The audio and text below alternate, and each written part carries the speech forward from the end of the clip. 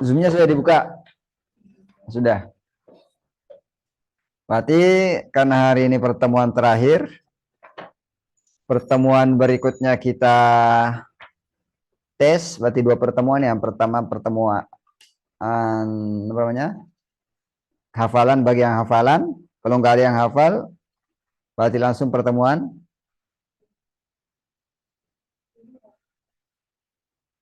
Google Form bagi yang hafal dulu kan syaratnya. Berarti kalau yang belum hafal nggak bisa ikut yang Google Form-nya. Kan syaratnya Pak? Hafal, hadir sampai pertemuan terakhir. Kalau nggak hadir sampai pertemuan terakhir, berarti dia mengikut melihat rekaman. Kemudian apa lagi? Lulus bacaan. Nah, saya lihat nanti bacaan ini saya mau tes.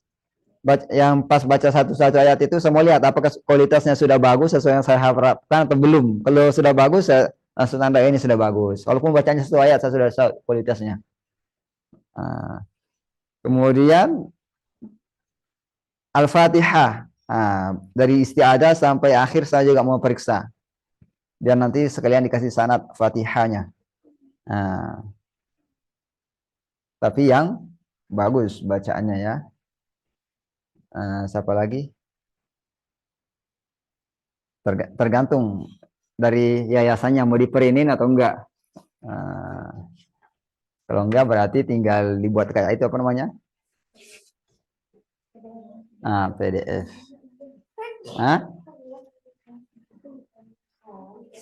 Baik. Sekarang di bab penutup. Baik, kita mulai. Assalamualaikum warahmatullahi wabarakatuh. Alhamdulillah rabbil alamin hamdan katsiran thayyiban mubarakan fih. Allahumma shalli wa sallim daiman abada ala sayyidina maulana Muhammadin wa ala alihi wa sahbihi ajma'in, amma ba'd. Hadirin dirahmati Allah Subhanahu wa taala, marilah kita senantiasa menyatakan puja-puji kepada Allah Subhanahu wa taala atas segala nikmat yang diberikannya kepada kita semuanya, dan mari kita panjatkan salawat teriring salam kepada Nabi kita Sayyidina Muhammad sallallahu alaihi wasallam beserta keluarganya, para sahabatnya dan para pengikutnya yang setia hingga akhir zaman. Allahumma shalli wa sallim. Hadirin yang dirahmati Allah, insyaallah pada kesempatan kali ini kita akan melanjutkan penjelasan kita daripada bait-bait matan Jazari yang dikarang oleh Syekhul Islam Al-Imam Ibnu Jazari rahimahullahu taala pada bab penutup. Itu bait ke 106 dan seterusnya. Rahimahullahu taala berkata, wa qad taqadda nawmiyal muqaddimah minni liqari'il qur'ani taqdimah. Walhamdulillahi laha khitamu thumma salatu ba'du wassalamu. Artinya, dan telah selesailah nadaman tulisanku ini yang berjudul Al-Muqaddimah. Dalam ilmu tajwid artinya muqaddimah, yang kupersembahkan sebagai hadiah kepada orang yang mempelajari atau membaca Al-Quran. Kemudian beliau tutup dengan ucapan yang sama ketika membuka nazaman ini. Apa itu? Hamdalah dan salawat kepada Nabi Sallallahu Alaihi Wasallam. Dan segala puji bagi Allah atas rahmatnya telah selesainya nazaman ini. Nanti kita memulai dengan mengucapkan hamdalah, kemudian kita menutup dengan ucapkan hamdalah juga. Karena tanpa adanya izin Allah Subhanahu wa taala kita tidak akan bisa menyelesaikan suatu pekerjaan yang kita lakukan. Hanya dengan izin Allah kita mudah menghafal. Ini sudah selesai itu dengan izin Allah. Dengan izin Allah juga kita berada di sini. Kita orang pilihan, dipilih untuk menghafal. Itu izin Allah juga. Kemudian summa salatu ba'du wassalamu. Kemudian salawat dan salam semoga selalu tercurah kepada Nabi kita Sayyidina Muhammad sallallahu alaihi wasallam. Kemudian bait terakhir ini, abayatuha qafun wa zayun fil adad may yuhsin tajwida yadhfar bir rasyad. Bait-baitnya berjumlah Qaf ditambah zai. Nah, kalau matematika kan ditambah-tambah pakai wa ya. Nah, berarti qafun berapa? 100. Zai 7. Fil adad dalam jumlahnya. Nah, may yuhsin tajwida yadhfar bir rasyad. Barang siapa yang menguasai tajwid maka ia telah memperoleh petunjuk. Ya. Bait terakhir ini bukan daripada Imam Ibnul Jazari, akan tetapi daripada Syekh Muhammad As-Salsili sebagaimana disampaikan oleh Imam Ibnu Ghazi pada kitabnya Ad-Durarul Munawwamah Al-Bahiyyah fi Halli Al-Fadhil Jazariyah. Adapun cara penghitungannya itu, ini yang saya bacakan dulu, lihat. Kalau mau dikasih apa namanya? Harakat boleh. Abjadun hawazun. Biar mudah dihafal ya. Abjadun hawazun hutti. Itu ada ya di bawah. Hutti. Kalaman sa'fas qarashat sakhidun dawagun.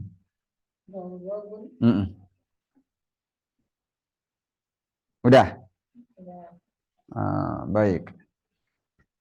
Berarti ini kayak kita ada rumus apa namanya kalau pramuka? Nah, sandi. Nah, ini ada rumusnya ya. Seperti misalnya alif itu jumlahnya 1, ba jumlahnya 2, sampai to jumlahnya 9. Nah, kemudian dari ya 10 ke shad 90. Kemudian dari qaf 100 sampai ghain 1000. Nah, begitu puluhan, satuan, puluhan, ratusan, dan ribuan. Jadi kalau lam berapa? 30. Kalau po 9. Kalau bod, kalau 1000 ghain. Kalau 1007.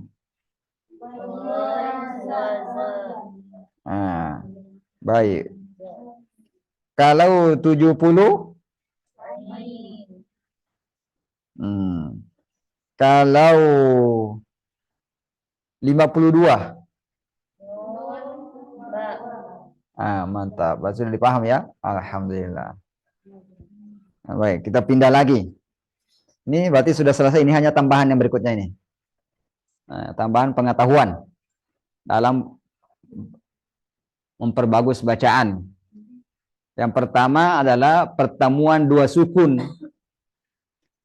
Jika ada dua sukun yang dijumpai pada kata yang berbeda, maka diberikan solusi dari salah satu dari dua cara berikut ini. Yang pertama, jika sukun itu berada di huruf yang pertama adalah huruf tersebut mad, maka huruf tersebut tidak diucapkan. Contoh kata yu'ti plus atau bertemu dengan kata al-hikmah. Berarti bacanya yu'til hikmah. Nggak boleh dibaca yu'til hikmah. Nggak boleh kayak gitu. Jadi ya matnya dibuang bacaannya. Kemudian sama semua. Wa mad juga sama. Wa itu qalu. Kemudian bertemu dengan Allahumma. Bacanya baik, jangan lupa domanya dimonyongin ke depan. Kemudian sama dengan alif. Apa? Qala ketemu dengan alhamdulillah. Kalau dibaca menjadi disambung. Baik. Yang kedua, jika huruf bersukun pertama bukan huruf mad, maka huruf tersebut diberikan harakat kasrah atau fathah atau dhammah sesuai dengan keadaannya. Berarti kalau kita ingin takhallus dari iltiqa'us sakinain, boleh kasrah, boleh fathah, boleh dhammah sesuai dengan keadaannya. Nah, yang pertama kasrah. Nah, contoh di sini kasrah adalah kata man bertemu dengan iftara. Nunnya sukun, fa-nya juga sukun. Bertemu dua sukun kan? Nah, maka di sini caranya memberikan harakat kasrah pada kata akhir kata yang pertama. Berarti mimman menjadi mimmani. Nah, disambung dengan mimmaniftara. Nah, kemudian satu aja contohnya ya. Kemudian huruf pertama diberikan harakat kasrah juga jika huruf pertama dari keduanya berharakat tanwin. Karena tanwin merupakan nun sukun yang diucapkan tapi tidak tertulis. Nanti dianggap aja bahwa akhir dari tanwin itu adalah huruf nun sukun. Nah. Atau gampangnya kita lihat adalah tanwin yang bertemu dengan hamzah wasal. Nah. Kalau dicetakan Indonesia biasanya kasih ada nun di bawahnya. Nah. Dicetakan Timur Tengah nggak ada nun di bawahnya. Jadi harus hafal rumusnya itu. Nah, adan bertemu dengan al-ula, cara bacanya? Baik. Khabithatin bertemu ijatusat, cara bacanya?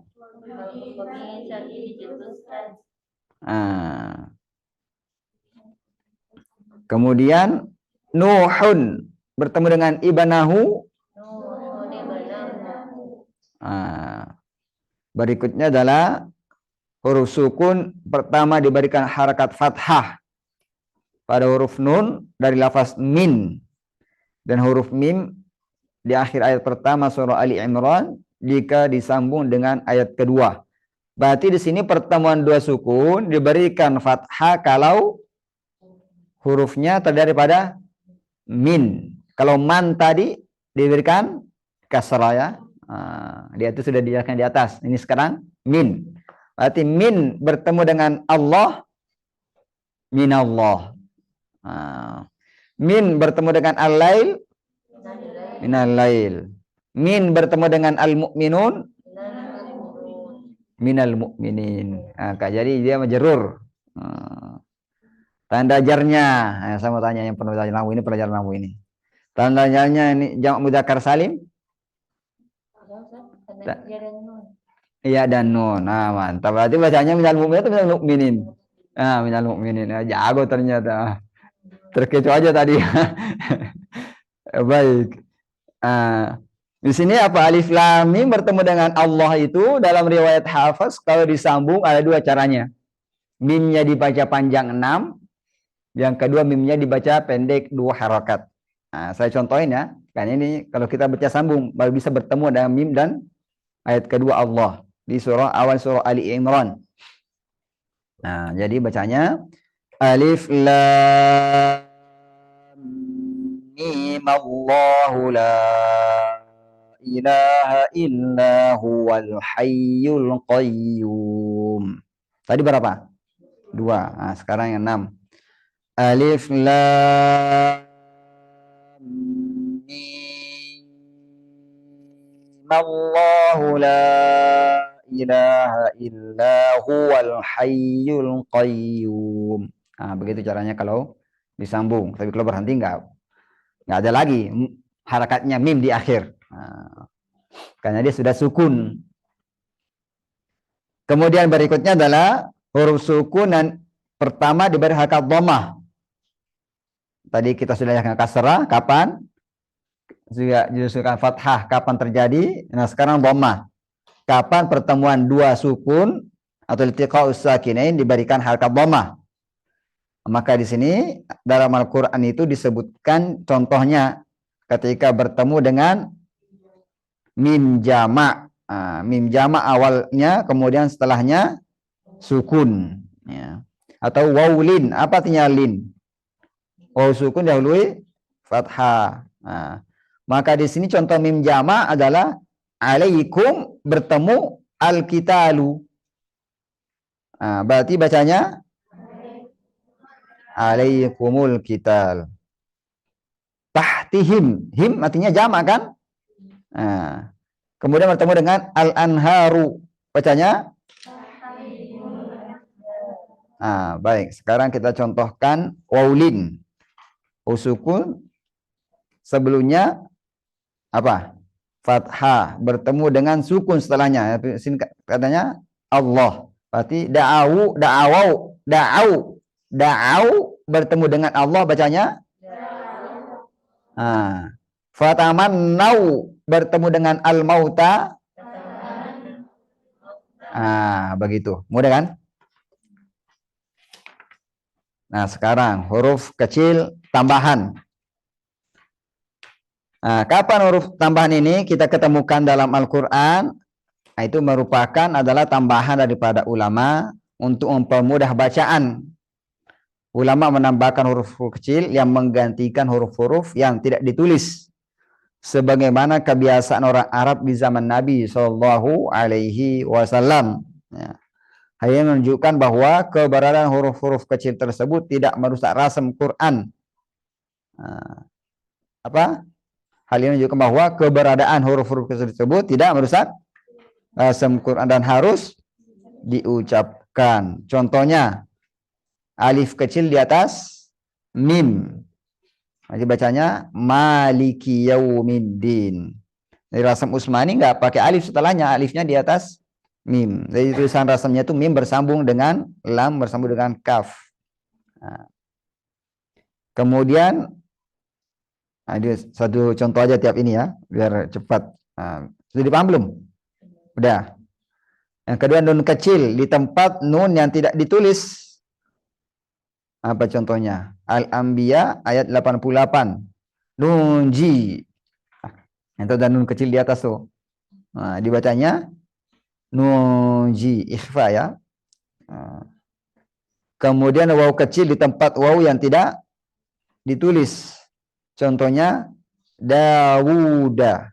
An-Naml ayat 15. Itu ada waw kecil setelah huruf waw. Ya. Kemudian ya kecil yang ekornya kembali ke belakang di tempat huruf ya yang tidak ditulis.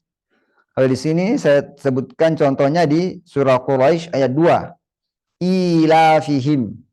Nah, kalau dalam cetakan Timur Tengah itu ilafihim tulisannya gimana? Ilafihim. Di sini la fihim. Ada ya kecilnya itu ya, ada ekornya balik ke belakang itu. Nah, begitu juga. Jadi bacanya ini gimana kalau dibaca? Menjadi ila fihim. Nah, ini panjang. Ila fihim. Nah, contoh lain adalah kata Ibrahim. Nah, ini ada ya kecil ekornya balik ke belakang nih. Bacanya dibaca menjadi apa? Ibrahim. Begitu. Tulisan saya bisa dibaca kan? Nah, walaupun bengkok-bengkok. Nah, jadi paham tuh? Berikutnya adalah kata fama ataniyallah. Nah, itu dibacanya di surah apa? An-Naml ayat 36 ya. Kemudian yang kelima adalah waw kecil dan ya kecil sebagai tanda matsilah. Innahu ala raj'ihi laqadir. Surah apa ini? Tariq ayat 8. Berarti kita sudah contohkan di contoh mat apa? Matsilah. Berarti kita lewat aja nih ya. Yang belum paham siapa di sini? Udah paham semuanya? Baik, kalau nggak ada yang ini berarti sudah paham atau ngantuk. Nah, ngantuk itu bisa buat ngangguk-ngangguk, paham juga bisa ngangguk-ngangguk. Gitu. Bisa juga paham itu diam aja, begitu juga tidak paham diam aja. Baik. Berikutnya adalah cara baca hak dhamir dalam riwayat Hafiz an Asim. Hak dhamir adalah hak mufrad mudzakkar yang menunjukkan apa? Laki-laki. Mufrad mudzakkar, ini mudzakkar laki-laki. Nah, baik, yang pertama hak dhamir yang terletak setelah huruf berharakat dan sebelumnya huruf sukun, nanti lahul mulku. Hak dhamirnya itu tidak boleh dibaca silah. Nah, nggak boleh dibaca lahu dan al mulku, tapi harus lahul mulku. Nah, kemudian nomor dua hak dhamir yang terletak setelah huruf sukun dan sebelumnya sukun, berarti di antara dua sukun. Ilaihil masir, surah Ghafir ayat 3, berarti nggak boleh dibaca ilaihil masir, nggak boleh. Nah, harus ilaihil masir. Nah, kemudian yang ketiga, hak dhamir terletak setelah huruf sukun dan sebelumnya berharakat, berarti apa di sini? Tidak boleh dibaca silah. Contohnya aqaluhu wahum fihi hudan. Nah, kecuali ada kajian disediakan. Nanti dalam riwayat Hafiz ini ada yang dikecualikan. Contoh seperti apa? Wa yakhlud fihi muhana. Apa itu? Al-Furqan ayat 69. Kemudian yang keempat hak dhamir yang terletak setelah huruf berhakat dan sebelumnya huruf berhakat, berarti di antara dua harakat. Contohnya inna rabbahu kana bihi basira. Maka hak dhamirnya dibaca apa? Silah. Kecuali tiga kata berikut ini. Yang pertama, hak dhamir pada kata yardhahu lakum. Haknya itu hu di antara dua harakat kan? Nah, ini tapi tidak boleh dibaca silah. Surah apa itu? Nah, 7. Yang kedua, hak dhamir pada kata arjih wa akhahu.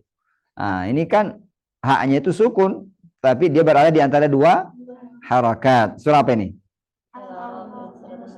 Nah, juga ayat 36. Ya. Yang ketiga, hak dhamir pada kata fa'alqih ilaihim. Nah, haknya di fa'alqih itu apa? Berada di antara dua harakat, tapi haknya itu nggak boleh dibaca silah, harus dibaca sukun. Jadi paham? Empat keadaannya. Kemudian tanda-tanda dan istilah daptul mushaf. Nah, ini bacanya kalau kita baca cetakan Timur Tengah biasanya kedapat. Kan sifar mustadir. Nah, menunjukkan bahwa huruf tersebut tidak apa? Dibaca baik dalam keadaan wasal atau waqaf. Seperti contohnya di apa? Kata afain. Maka ya-nya itu ada sifar mustadir di atasnya.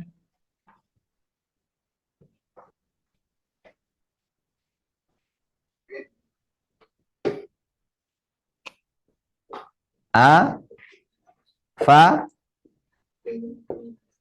in. Di sini ada afa in. Ini enggak kebaca.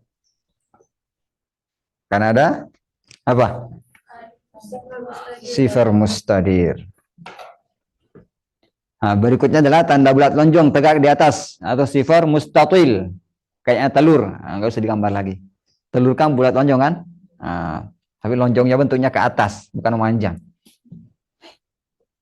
Nah, apa menunjukkan bahwa alif tersebut tidak dibaca dalam keadaan wasal, tapi dibaca ketika contohnya anak. Nah, dalam Al-Quran disebutkan la ilaha illa ana. Kalau disambung la ilaha illa ana fattaqun. Baik, berikutnya adalah peletakan huruf sin kecil di atas huruf shad menunjukkan bahwa huruf shad dibaca sin. Huruf shadnya dibaca sin. Fil khalqi basṭah. Nah, enggak boleh dibaca shad. Nah, dia surah apa ini? Al-A'raf ayat 9. Kemudian Al-Baqarah ayat 245. Apa itu? Wallahu yaqbidu wa yabsutu. Sutu. Baca sin. Nggak boleh dibaca sode. Nah, nanti kita jelaskan yang boleh dua. Santai dulu. Sabar. Berikutnya adalah peletakan huruf sin kecil di bawah shad, menunjukkan bahwa membaca huruf shad lebih utama. Akan tetapi boleh dibaca. Nah, ini sudah dijawab pertanyaannya, boleh dua. Boleh sin, boleh shad. Dibaca di mana tuh? Surah At-Tur ayat 37. Apa itu? Amhumul musaytirun. Lebih utama dibaca apa tadi? Sin. Sin atau shad? Sin atau shad? Mantap, nggak ngantuk ini.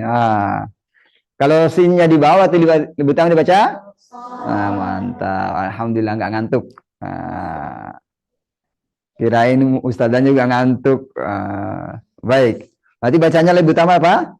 Amhumul musaytirun. Tapi boleh dibaca sin menjadi amhumul musaytirun. Adapun di surah Al-Ghasyiyah tetap dibaca shad. Kemudian apa lagi? Penulisan huruf alif kecil di atas huruf waw. Huruf ya menunjukkan bahwa huruf yang dibaca adalah alifnya, bukan waw dan ya-nya. Contohnya di surah Thaha ayat 14, as-salata. Kemudian Al-Hadid ayat 12, busyrakum. Apa lagi? Terdapat di surah Rum ayat 54 kata dha'fin dan dha'fan. Huruf dotnya ini boleh diberikan harakat apa? Fathah dan dhammah. Berarti kalau kita baca, saya contohinnya. Apa di sini? Allahul ladzi khalaqakum min dha'fin thumma ja'ala min ba'di dha'fin quwwatan thumma ja'ala min ba'di quwwatin dha'fan wa syaibah. Bahwa itu tiga kata tadi boleh diberikan harakat dhammah pada huruf dotnya menjadi Allahul ladzi khalaqakum min dhu'fin thumma ja'ala min ba'di dhu'fin quwwatan thumma ja'ala min ba'di quwwatin dhu'fan wa syaibah. Begitu. Diperhatikan ya. Berarti itu boleh dibaca dua. Kemudian kata yang terdapat di surah Al-Insan 4. Salasila. Jika diwasalkan maka alifnya tidak dibaca. Kalau diwakafkan boleh dengan dua cara. Yang pertama apa? Menetapkan alifnya, berarti dibaca dua harakat. Salasila. Yang kedua membuang alifnya. Nanti kalau alifnya dibuang tinggal apa? Lam. Berarti lamnya diapain? Disukunkan. Salasil. Kemudian berikutnya adalah kata yang terdapat di surah An-Naml ayat 36. Atani. Jika diwasal ya-nya di fathah. Sedangkan jika waqaf terdapat dua cara. Yang pertama, menetapkan huruf ya dengan mensukunkannya dan dibaca panjang dua harakat menjadi atani. Yang kedua, membuang ya-nya dan mensukunkan huruf nun. Berarti atan. Begitu. Kemudian di sini lagi kita lanjut pada kata yang terdapat di surah Al-Insan 15 dan 16. Kata qawariro di ayat berapa? 15 dan qawariro di ayat 16. Berarti kata pertama alifnya tetap dibaca saat waqaf dan dibuang pada saat wasal. Berarti qawariro kita waqaf. Kalau wasal qawariro min fiddah. Kata yang kedua alifnya dibuang, tidak dibaca pada saat wasal dan waqaf. Dan jika waqaf berhenti maka pada kata keduanya apa? Pada kata yang kedua dia berikan apa? Sukun. Berarti bacanya Qawarir, qawarir. Kalau berhenti di kata kedua. Beda tadi kalau berhenti di kata pertama, panjang ya. Itu bedanya. Nah, kalau disambung sama-sama tidak panjang. Qawarir, qawarir min fiddah. Jadi paham? Nah, kemudian kata Al-Hujurat ayat 11. Ini apa bacaannya ini? Bacaan apa namanya? Hah? Ada menyebutkan ini nakal, ini salah ya. Enggak ada nakal dalam riwayat Hafiz. Ini bukan nakal namanya. Nah, pertemuan dua sukun itu bukan nakal. Nakal itu memindahkan harokat. Ada nakal artinya? Nakal artinya apa? Memindahkan ya. Ada yang dipindahkan. Nah, di sini sukunnya enggak ada yang berhakat karena sukun. Karena kalau dua sukun ini berarti apa? Pertemuan dua sukun. Berarti solusinya salah satu di antara solusi yang disebutkan tadi, bisa kasrah, bisa fathah, bisa dhamma. Tapi di sini nanti akan jelaskan apa yang lebih cocok, apakah kasrah atau dhamma atau fathah. Mana yang lebih cocok kira-kira? Kasrah. Nah, baik. Nah, berarti di surah Al-Hujurat ayat 11 ini bacanya kalau disambung bi'salismul fusuqu ba'dal iman. Nah, bi'salismu. Enggak boleh bi'sal ismu. Tapi bacanya bi'salismu.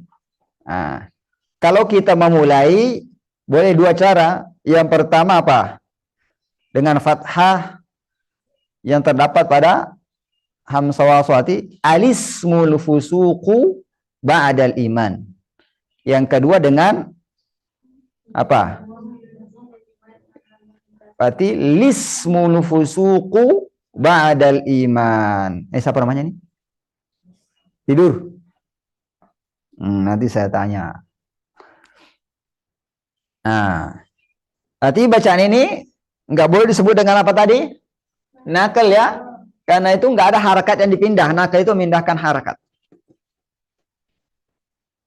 Nah, asal kata itu adalah apa? Sin dan mim. Sinnya sukun. Kalau orang Arab itu nggak bisa mulai dengan huruf sukun. Maka harus dikasih huruf di depannya. Nah, jangan bisa menambahkan, dan ditambahkan apa? Hamzah wasol. Berarti kalau memulai apa di sini? Ismu. Nah, saya mau tanya. Ini ada dhamma kok ini dimulai dengan kasrah? Ini bukan fiil, bukan kata kerja. Harus dipahami. Yang dimulai huruf ketiga itu apa? Fiil. Nah, mantap. Jangan lupa lagi. Nah, baik. Kemudian apa? Dimasuki alif dan lam. Menjadi lam apa nih? Lam. Alif di sini apa? Sukun, hamzah wasal ya. Nah, ini lamnya sukun juga karena al. Berarti lamnya sukun, sinnya sukun. Bertemu dua sukun. Kalau bertanya, ini kan ada alif sukun di situ. Kan ini alif nggak dibaca kalau dalam kondisi wasal, dia terbuang. Kalau dalam kondisi wasal, berarti yang bertemu sukun apa di sini? Lam dan sin. Berarti ketika bertemu dua sukun, lam dan sin, solusinya apa? Kasih harakat kasrah. Maka di sini kita kasih kasrah tadi. Bisa lismu. Nah, ini nggak boleh bisal karena kalau dalam kondisi asal apa ini? Hah? Nah, ini asal nggak baca. Ini juga nggak kebaca, berarti cuma bisalismu. Nah, jadi pengerti. Jadi bukan nakal ya, nggak boleh disebut nakal. Nggak ada yang dinakal di situ. Baik, berikutnya adalah imalah. Apa artinya imalah? Membaca fathah yang dimiringkan ke kasrah atau alif miring ke ya. Menjadi majreha. Majreha. Di apa ini? Surah Hud ayat namanya Imalah Kubro. Kemudian ikhtilas. Apa ikhtilas itu? Ucapkan huruf dengan 2/3 harakat. Bacaan ini harus diambil dengan musyafahah atau talaki langsung dari syekh. Kalau dalam riwayat yang kita baca itu ada di surah Hud ayat 11. La ta'manuna menjadi la ta'manuna. Kan di situ ada apa? Ada la. Di sini ada titik 2. Ta'ma. Kok ada waw?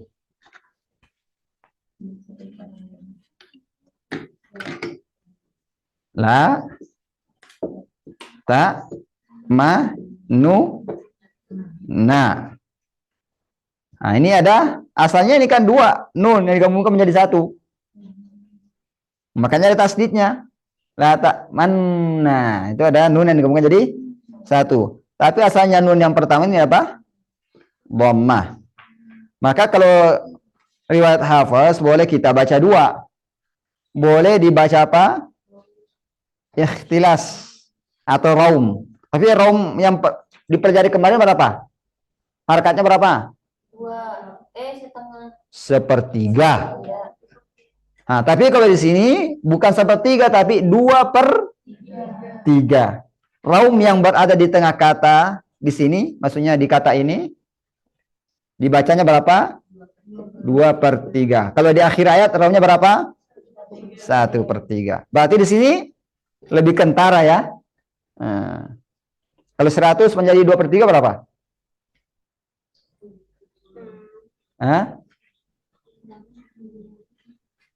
Kalau 100 dibagi 3 berapa? 35. Berarti kalau 2/3 60-an ya. Berarti di sini nunnya kebaca dibaca raum. Tapi bukan seperti raum di akhir kata. Harus kadarnya 2/3. Disebut dengan ikhtilas. Ikhtilas. Nah, ikhtilas ini apa itu? Dibaca dengan berapa tadi? 2/3. Berarti bacanya la ta'manuna. Dengar. Domanya kebaca. Cuma harakatnya enggak 100%. Nu. Berarti di bawah nu. La ta'manuna. Nu-nya kebaca. Cuma 2/3. Kadar harakatnya cuma 2/3. Enggak 100%. Itu domanya diucapin. Iya, diucapin. La ta'manuna. Ya, pakai nu. Cuma bunyinya enggak 100%. Ya, enggak apa-apa. Boleh 2. Boleh ismam. Tapi ismam di sini enggak sama dengan ismam yang di akhir kata. Kalau di akhir kata apa? Bu'aida mazukina. Artinya sesaat setelah disukunkan. Kita sudah contohkan kemarin apa? Nasta'inu menjadi nasta'in. Nah, sukun dulu baru monyongin ke depan. Nah, di sini bersamaan. Nah, begitu yang saya terima dari Syekh Nabil, bersamaan. Bukan sesaat setelah sukun. Jadi bacanya la ta apa? La ta manna. Bersamaan enggak boleh. La ta manna. Jadi bukan sesaat setelah sukun. Kalau Syekh Nabil yang beliau riwayatkan darinya menyalahkan sesaat setelah sukun ketika dia di sini. Surah apa ini? Surah apa tadi? Surah? Baik. Makanya harus dibaca dengan bersamaan. Berarti bacanya, perhatikan. La ta'manna. Di sini. La ta'manna. Begitu. Nggak boleh la ta'maunna. Nggak boleh mau. Nggak ada kata mau di sini.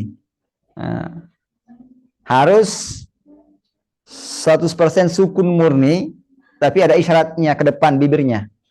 La ta'manna. Nah, 2 harakat. Baik, berikutnya. Apalagi tashil. Apa tashil? Itu mengucapkan huruf antara fathah dan alif. Terdapat pada surah Fussilat ayat berapa nih? 44. Ini sudah biasa semua kayaknya nih. Bacanya gimana? A'jamiyun. Nah, tashil itu sudah kita bahas pada, ada juga di mad apa? Lazim, kalimi, mutsaqal dan mukhaffaf. Ragu-ragu. Mukhaffaf kata apa? Al-ana. Menjadi al-ana. Kalau yang mutsaqalnya kata az-zakarain sama Allahu. Nah, berarti di sini apa? Kalau tasrihnya gimana? Allah. Kalau yang lainnya tadi disebutkan, berarti az-zakarain. Berarti ada 4 ya. Nah, kemudian apalagi saktah. Itu berhenti sejenak tanpa bernafas selama 2 harakat. Saktah ditandai dengan huruf sin kecil. Nah, terdapat 4 tempat, bahkan bisa 5. Nah, pertama di akhir surah Al-Kahfi. Tapi di akhir surah Al-Kahfi ini lebih utama waqaf daripada saktah karena dia di akhir ayat. Berarti kalau baca ayat 1 berhenti dan nggak disambung, berarti apa? Waqaf saja, nggak usah diulangi. Nggak usah pakai saktah, kecuali langsung disambung ayat 1 sampai ayat 2, maka ketika saat disambung berada di akhir ayat, saktah sebentar ya. Nah itu. Tapi lebih utama waqaf daripada saktah. Kemudian surah Yasin ayat 52. Marqadina hada. Nah, ini juga lebih utama waqaf daripada saktah. Kalau dicetakkan Timur Tengah ada tandanya qila ya. Qaf lam lam. Qila. Nah. Kalau disambung apa? Baru saktah. Nah, kalau kita berhenti nggak usah diulang lagi dan pakai saktah. Kalau sudah waqaf ya waqaf saja. Tapi lebih utama apa? Waqaf. Berarti marqadina, berhenti disambung dengan hada. Kemudian surah Al-Qiyamah ayat 27. Wa qila man raqa. Kemudian Al-Mutaffifin ayat 14. Kalla bal rana. Kemudian bisa menjadi di sini yang kelimanya adalah surah apa itu? Al-Haqqah ayat 28.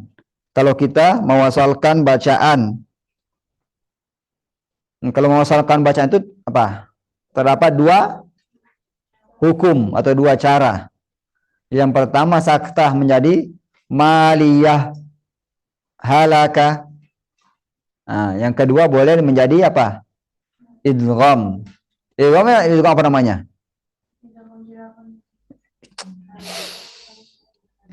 Mislain.